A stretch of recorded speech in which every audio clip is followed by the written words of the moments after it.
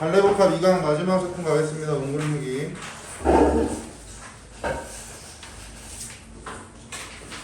작품 제목에 나와 있는 내용을 먼저 보시면서 생각을 해보시면 좋을 것 같은데, 은금루기에서 은금루라고 하는 건 도시에 있는 누각 이름입니다.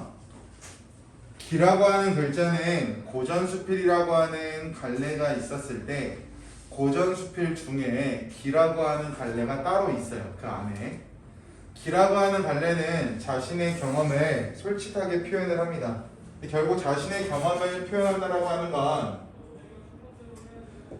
수필이 가지고 있는 수필의 고유한 특성 중에 하나니까 여기까지는 어렵지 않으실 거고, 이러한 경험으로부터 얻은 깨달음을 전달하고자 하는 의도가 큰 갈래를 고전수필 중에 기라고 하는 갈래라고 설명을 합니다. 고전수필, 은금루기는 무슨 내용이 나오냐면, 사람들이 가지고 있는 통념, 같은 말, 일반적인 생각이 나오는데, 어떤 생각이 나오냐면, 경치가 아름다운 곳은 먼 시골에 있는 거야 라고 당시 사람들이 많이 생각을 했대요. 우리도 오늘날 좋은 경치와 아름다운 곳은 강원도나 제주도와 같은 서울로부터 도심과의 거리가 조금 먼 곳에 있다라고 일반적으로 생각을 하죠. 하지만 작가는요, 이러한 통념을 뒤집습니다. 아니야, 우리 주변에 가까운 곳에도 충분히 아름다운 곳이 있어 라고 주장을 하면서 이 주장의 근거를 도시에 존재하는 은금루라고 하는 장소를 통해 표현을 합니다. 그럼 작가가 왜 은금루라고 하는 공간이 아름답다라고 주장을 하냐면, 그 세부적인 근거는 은금루는 도시에 있지만 주변의 자연과 조화를 이루고 있고, 은금루는 도시에 있으면서 많은 사람들의 일상과 어우러지고 있으니까 참된 즐거움 또는 진정한 즐거움이라고 하는 것을 가까운 곳에 있다라고 하는 작가의 생각을 우리에게 교훈처럼 전달하는 작품이 은금루기입니다. 그래서 작품 도입부만 놓고 보면 어렵지 않다라고 하는 게 감이 오실 거고요. 빠르고 가볍게 보고 끝내겠습니다. 갈게요. 올라가 볼만한이라고 나와 있는데, 올라가 볼만한이라는 글자를 같은 의미의 말로 바꿔보시면 구경할 만한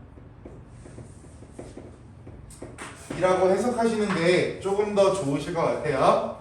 구경할 만한 산천, 즉 경치 또는 자연의 경지는 반드시 모두 궁벽하고 거리가 먼 지방에만 있는 것이 아니라 끊어.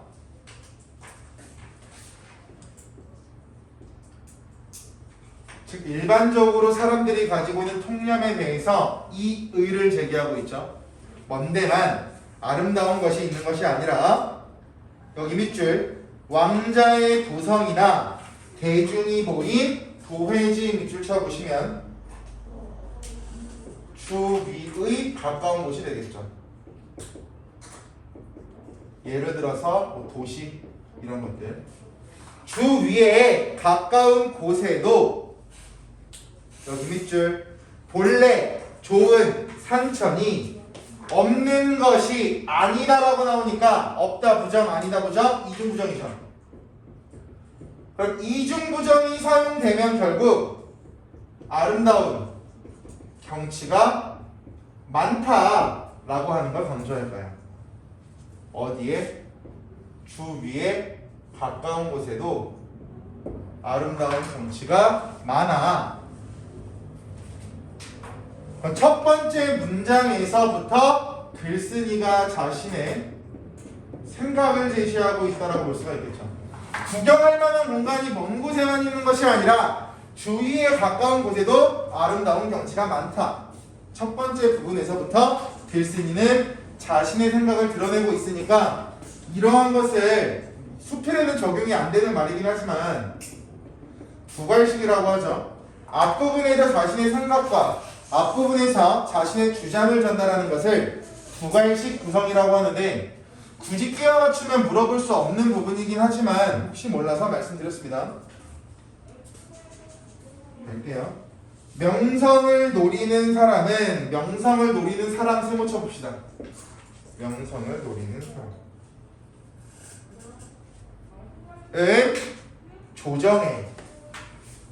조정해. 이익을 노리는 사람은 이익을 노리는 사람 세모 쳐보실까요? 이익을 노리는 사람. 이익을 노리는 사람은 시장에 묻혀 바로 닫아보시면 주변의 아름다운 경치를 보지 못하는 이유. 우리 주변에 충분히 아름다운 공간이 있는데 우리 주변의 아름다운 공간을 보지 못하는 이유는 명성을 추구하는 사람들은 조정, 즉 권력을 얻기 위해 노력할 거고 돈을 벌고 싶은 사람들은 시장에만 시야가 집중되어 있을 테니까 주변의 아름다운 경관을 보지 못하는 거야. 이어서 볼게. 형여호상이. 형여호상이라고 하는 거 단순하게 묶어보시면 중국에서 유명하게 말하는 명승지입니다. 중국에서 아름답다라고 소문난 명승지. 상이 굽어보고 쳐다볼 수 있는 가까이 거리에 널려 있어서 밑줄 장차 우연히 만나게 된다고 하더라도 그런 것이 있음을 알지 못하는 것이다. 밑줄. 주변의 아름다운 경치를 깨닫지 못한다. 이익에 집중해 있는 사람, 명예에 집중해 있는 사람은 주변을 보는 것이 아니라 자기가 가장 목표로 세운 것만 집중하기 때문에 주변에 있는 아름다운 경치에 대해서 절대로 깨달을 수가 없대요. 왜냐하면 구체적으로 나오죠. 사슴만 앞에 가로 열어볼게요. 사슴만 쫓느라 산을 보지 못하고 돈만 움키느라 사람을 보지 못하고 아주 작은 것은 살피면서도 수랭의 짐은 보지 못하니 가로 닫아보시면 즉 자신의 이익만 추구하고 있기 때문에 주변의 아름다운 경치를 보지 못한다. 자신의 이익만 추구하기 때문에 주변의 아름다운 경치를 보지 못한다. 계속 이 내용이 반복될 거야. 계속 이 내용이 반복될 겁니다.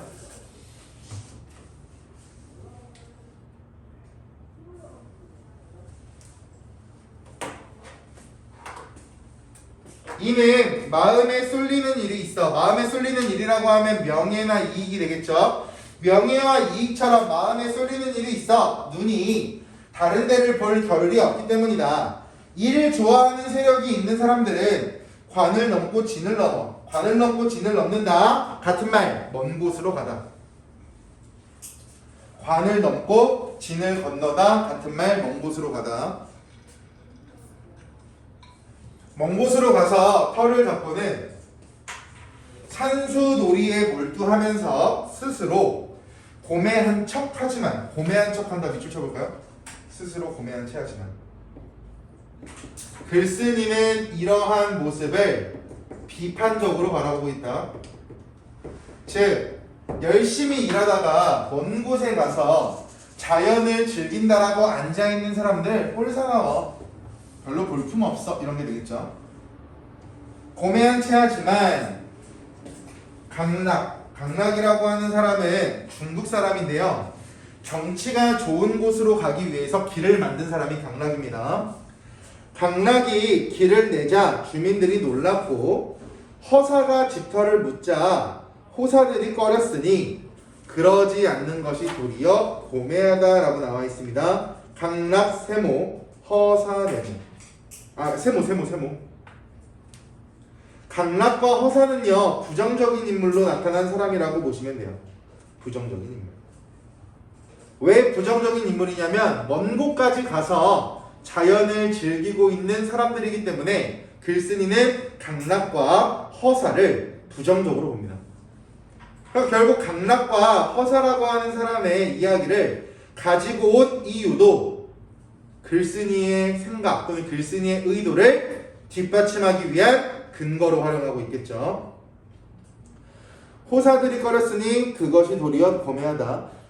서울 남쪽에 너비가 100묘쯤 되는 못이 있는데 살림하는 여염집들이, 여염집이라고 하는 건 일반 백성의 살림집이라고 보시면 됩니다.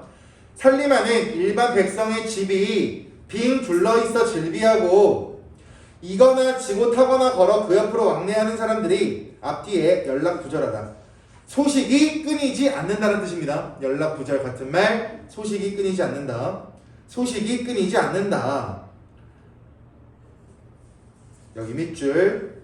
어찌 뛰어나게 그윽하고 훤칠하게 넓은 이 지역이 이 안에 있을 줄 알랴. 밑줄 쳐보시면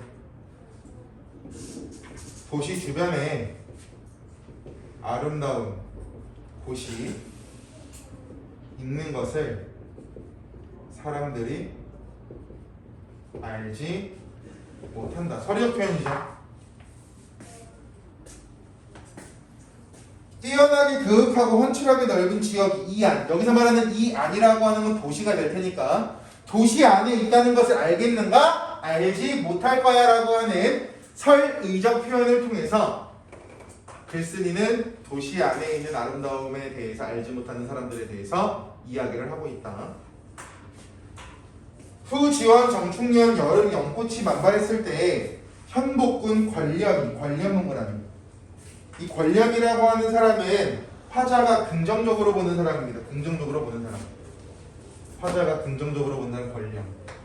왜 그러냐면 세속적 가치를 추구하지 않고 굉장히 여유롭게 살아가는 사람이 관렴이거든요. 그래서 화자가 세속적 가치를 추구하는 사람들을 부정적으로 보는 이유가 뭐냐면 아까 이거 봤죠? 자신의 이익만 추구하기 때문에 주변의 아름다움을 보지 못한다라고 했죠. 근데 관렴이라는 사람은요, 세속적 가치를 추구하지 않고 여유로움을 주장하기 때문에 주변에 아름다움을 보는 사람으로 형상화 될 거야. 그렇기 때문에 글쓴이의 입장에서 관렴이라는 사람은 긍정적으로 그려지겠죠. 자, 앞에 나와 있는 아까 세모 친 사람들 있잖아요. 허사, 강락. 즉 허사와 강락과 관렴이라고 하는 인물 유형은 대조를 이루는 인물 유형이 될 거고요. 이어서 볼게요. 관렴이 보고는 사랑하여 바로 못 동쪽에 땅을 사서 누각을 세웠다. 누각 밑줄. 거기서 말하는 누각이 바로 뭐냐면 운금루예요. 그럼 관렴이라고 하는 사람이 세운 은금루, 아름다움을 표현하고요. 먼 곳까지 갈 필요가 없다라는 글쓴이의 주장이 되는 근거니까 당연히 운금루를 만드는 관렴을 화자는 긍정적으로 바라볼 수밖에 없겠죠. 이어서 하겠습니다.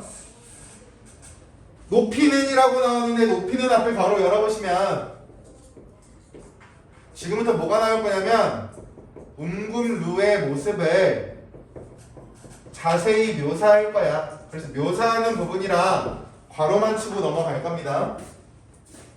높이는 2길이나 되고 연장은 3발이나 되는데 주추가 없이 기능을 마련하였음은 썩지 않도록 한 것이요 기와를 접지 않고 띄고 이었음은 새지 않도록 한 것이었다.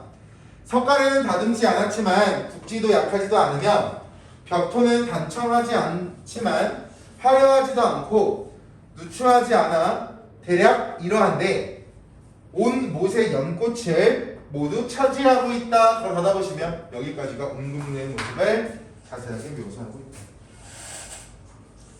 이에 그의 아버지 길창공과 형제 이나 그를 초청하여 그 위에서 술을 마시며 화평하고 유쾌하게 놀아 하루 해가 지는데도 돌아갈 줄 몰랐는데 대자를 잘 쓰는 아들이 있었으므로 밑줄 운금 2자를 쓰도록 하여 누각 이름으로 걸었다. 즉 운금의 의미가 제시되고 있는데 여기서 말하는 운금이라고 하는 건 구름비단이라는 뜻이에요. 구름비단. 그러면 지금 현재 있는 누각에 운금이라고 하는 이름을 정한 이유는 경치가 뛰어나다 라고 하는 것을 표현하기 위해서 구름비단이라고 하는 의미를 가지고 있는 운금이라는 두 글자를 썼답니다.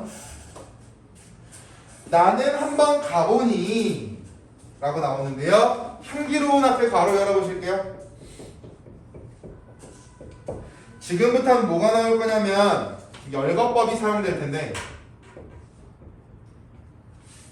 다양한 걸 나열할 겁니다. 뭐 주변의 자연, 여기서 말하는 주변의 자연이라고 하는 건 운금루 주변의 자연이 되겠죠. 운금루 주변의 자연과 이러한 자연에 어우러진 누각의 아름다움을 지금부터 열거법을 통해서 보여줄 겁니다. 이 내용은 아까 처음에 말했던 이겁니다. 주변의 자연과 조화로움을 이 부분이 나오는 거예요. 본문에서 볼게요. 향기로운 붉은 꽃과 푸른 잎의 그림자가 가엾이 펼쳐져 이슬을 머금고 바람에 흔들리며 연기 낀 파도에 일렁이어 소문이 헛되지 않다고 할 만했다. 어찌 그것뿐이라. 푸르른 용산의 여러 봉우리가 처마 앞에 몰렸는데 여기 밑줄 쳐볼까요? 밝은 아침 어두운 저녁이면 내양 형상이 달라지며 밑줄. 시간에 따라 모습이 다르다. 이거는 한번 안 보면은 내용을 친 문제에서 틀릴 수가 있어서 시간에 따라서 모습이 어떻게 다른 거야 라고 놓칠 수 있는 부분이라 한 번 더 말씀을 드렸습니다. 그리고 달라지면까지 바로 받아보세요. 여기까지예요. 달라지면까지. 됐어요? 달라지면까지 바로 받으세요. 그 다음 건너편이라고 나오죠. 건너편 앞에 괄호 열어보세요. 지금부터는 다른 내용이 나올 거예요. 여기도 어떤 표현 방법이 사용되냐면 열거법이 사용되긴 열거법이 사용되는데 누가 주변에 일상생활을 살고 있는 사람들의 모습이 나올 겁니다. 여거요. 아까 봤던 사람들의 일상과 어우러진다. 이게 나올 거예요. 그 괄호를 달리했으니까 구분해야 돼요. 가겠습니다. 건너편 영업집들의 집자리 모양을 가만히 앉아서 볼 수 있으며 지거나 이곳하거나 걸어 왕래하는 사람들 중 달려가는 사람, 쉬는 사람, 돌아다보는 사람, 손짓대 부르는 사람과 친구를 만나자 서서 이야기하는 사람, 존장을 만나자 달려가 절하는 사람들이 또한 모두 모습을 감출 수 없어 바라보노라면 즐겁기 그지없다. 바로 닫으시고요. 여기까지가 열거법. 저쪽에서는 한간 못이 있는 것만 보이고 누각이 있음은 알지 못하니 또한 어찌 누각에 있는 사람을 알겠는가. 여기 밑줄. 진실로 올라가 구경할 만한 경치가 반드시 궁벽하고 거리가 먼 지방에만 있는 것이 아닌데 밑줄. 결국 글쓴이는 아름다운 경치는 가까운 주변에 있다라고 주장하는 거죠. 아름다운 경치는 가까운 주변에 있어. 그럼 유치하지만 안 나올 거예요. 유치하지만 이와 관련된 속담은 뭐가 있을까요?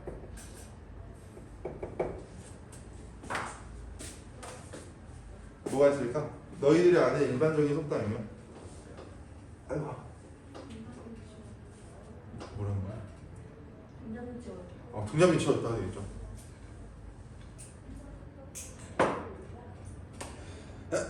등잔빛이 어둡다. 하겠습니다. 조정이나 시장에만 마음이 쏠리고 눈이 팔려 우연히 만나면서도 있는 줄을 알지 못한 것이며 또한 하늘이 만들고 땅이 숨겨 경솔이 쉽게 사람들에게 보이지 않는 것이 아니겠는가. 후는 허리에 만호의 병보를 띠고 외척의 권세를 누리면서 나이는 아직 옛날 강사하던 나이가 채 못해니. 여기서 말하는 강사라고 하는 건 40살이에요. 40살. 옛날 용어로 강사가 40살입니다. 부기와 이록, 이록이라고 하는 건 이익과 녹봉이에요. 녹봉이라고 하는 건 벼슬 하는 사람들이 받는 월급을 말하죠. 부기와 이익과 녹봉에 빠져 취하기 십상인데도 라고 해석하시면 되겠죠. 이어서 갈게요. 능히 앞에 가로 열어보세요. 이제 엔딩을 찍어야 되니까. 능히 인자와 지자라고 하는 건 어질고 지혜로운 사람을 인자와 지자라고 합니다. 어질고 지혜로운 사람들이 좋아하던 바를 좋아하며 여기 세모 쳐보자. 주민들에게 놀라움을 주지도 않고. 세모 쳐볼까요? 얘는 강락. 왜 강락이라는 사람이 주민들에게 놀라움을 줬냐면 명승지에 길을 낸 사람이 강락이에요. 자기 편하려고. 그렇기 때문에 주민들에게 놀라움을 줬던 사람. 또 밑줄 세모 호사들에게 꺼림을 갖지도 않으면서 세모 쳐보시면 얘는 허사. 지금 권력에 대조되는 인물들을 먼저 제시하고 이어서 볼게. 갑자기 뛰어나게 그윽하고 훤칠하게 넓은 지역을 시작이나 조정에 있는 사람들의 마음과 눈이 미치지 못하는 곳에서 찾아내어 소유해서 어버이를 즐겁게 하고 손님에게까지 미치며 자신을 즐겁게 하고 남에게까지 미치니 이야말로 가상하다. 가로 닫아보시면 결국 은금루라고 하는 누각을 지어서 사람들을 즐겁게 한 권렴이라고 하는 사람의 인품을 칭찬하는 부분이 되겠죠. 강락과 허사처럼 이익과 부귀와 명예에 쫓겨서 사람들을 소홀하게 행동하는 것이 아니라 은금루를 지금으로써 사람들을 즐겁게 한, 사람들에게 보는 즐거움을 준 권렴이라고 하는 사람의 인품은 굉장히 뛰어나. 익제거사라고 나오죠. 익제거사 네모 쳐보자. 익제거사가 누구냐면 글쓴이 자기 자신이에요. 익제거사 아무는 여기 네모 쳐서 기한다. 여기에 창작 의도 또는 집필 의도가 들어가 있어요. 내가 이 글을 쓴 의도가 기한다 라고 나와 있는데 결국 여기서 기한다 라고 하는 건 권렴의 인품을 기리기 위해서. 권렴이라는 사람이 사람들에게 준 즐거움에 대해서 권렴의 인품을 찬양하며 권렴의 인품을 기리기 위해서 익제거사라는 호칭을 사용하는 글쓴이는 이 글을 지었다라고 말하면서 한 편의 글이 끝나고 있습니다. 여기까지가 은금록이.